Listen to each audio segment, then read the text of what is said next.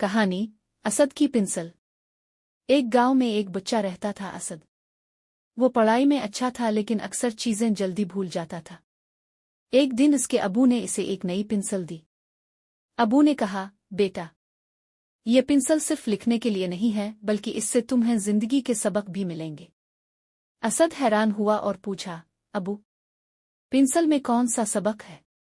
अबू मुस्कराए और बोले, देखो बेटा, पिंसल के अंदर का असल हिस्सा वो है जिससे लिखाई होती है। बिल्कुल ऐसे ही इंसान के अंदर का ईमान असल दौलत है। जब पिंसल से कोई गलत लकीर खिंच जाए तो इसे रबड़ से मिटाया जा सकता है। ऐसे ही अगर इंसान से कोई गलती हो जाए तो वो तौबा करके अल्लाह से मुआफ़ी मांग सकता है। पिंसल जितनी तराशी जाती है इतनी बेहतर लिखती है।